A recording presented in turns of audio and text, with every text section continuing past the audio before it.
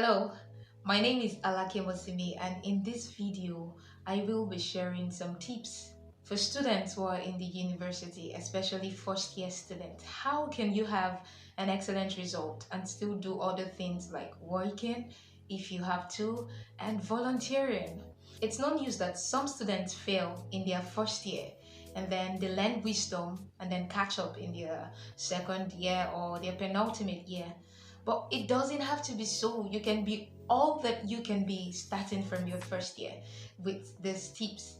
And I do understand that it's sometimes hard to transition from being an high school student where your parents got you offered on all fronts. You had teachers who were immense help. Now you're all by yourself.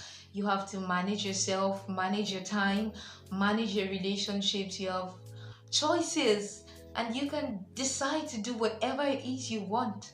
But you see, it's possible. And in this video, I would share how you can make this happen for you starting from your first year. An excellent result, that is. If I were to go back in time, I would say one of the brilliant initiatives I had seen the time when I was in school was something called Dareword. It was simply a platform for final year students or students who are in their penultimate year to provide guidance to first year students. Mentor them, guide them along the path. You see, you do not have to have a Dareword in your own institution. You can simply transfer the knowledge. And that brings me to my first tip. Ask questions. Learn from the ones who have gone ahead of you. Asking questions does not diminish you because those who have gone ahead of you are already familiar with the system. They know what pitfalls to avoid, what to do, what not to do. It's like free expo, and if you're in a Nigerian university, you would know the system doesn't vary much, especially if you have the same lecturers. You see, these guys have walked the walk. They might have regrets, but when you ask them questions, they can help you avoid those mistakes that they made. And when you're choosing who to ask questions, you want to choose someone who is doing very well for academics. You do not want to choose someone who is failing at it. They would most likely give you stories about how they are victims of the system.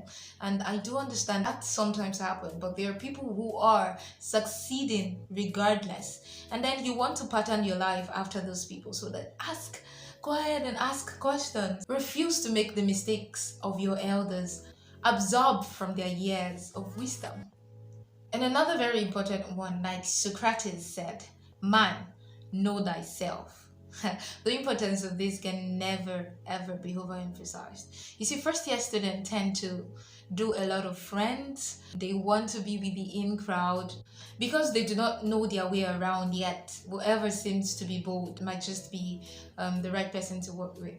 But you need to know what works for you. If group reading doesn't benefit you, don't do it. If running 9 classes does not work for you, you end up feeling useless the next day, don't do it. Find out what works best for you and follow that pathway. The next one is be prepared. Boy Scout motto: always be prepared. Do not pile up schoolwork or assignment or your reading. Do not procrastinate. It's not wise to wait until exams to start reading. You do not need that sort of extra pressure. Just start your reading early. After lessons per day, read up. Per week, read up, such that when test shows up unannounced, you are not caught unaware. You are always ready. Because test scores actually matter. They form part of what cumulates in an excellent result. Trust me.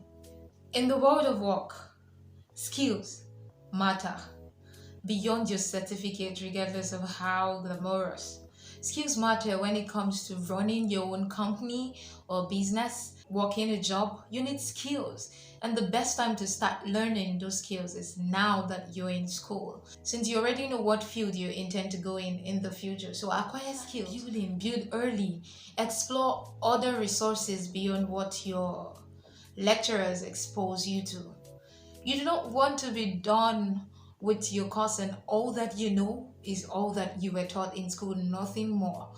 Google is your friend. Do not be too lazy to go the extra mile, do the extra work required. It's for you, nobody else. In the end, the knowledge stays with you. Another important thing is to teach others what you have learned in your wide research. In teaching others, you begin to internalize the lessons. The more you learn more. So do not be selfish with what you've learned. Try as much as possible to teach others too. And you're spending both time and money. You need to prioritize. Know what comes first. Do not sacrifice the major things for the minor things. You need to set yourself straight. Know what comes. During your orientation period, there are going to be a lot of people who might come to parade things for sale. Look, you do not have to be under any pressure at all to buy any of those materials. Alright, do not be pressured into doing anything. Keep wise friends. Keep the company of wise people. Set goals for every session you go into. You're in your first year.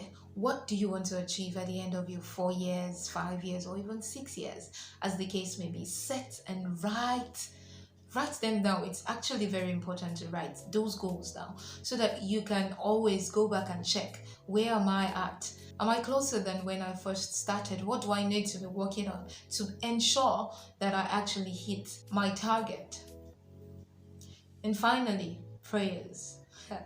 You'll be amazed at the power of prayers. It works. Let me share a story on the importance of prayers. I was in my penultimate year in school, and this particular day had been a very frustrating one. I mean, it was exam season. I'd spent a lot of money. The lecturers actually didn't show up. And the one who eventually did was teaching us a new topic, a mathematical equation, something called correlation. We were supposed to write this test the next day. So everyone was like, okay, it's almost like it come out in the exams and not the test.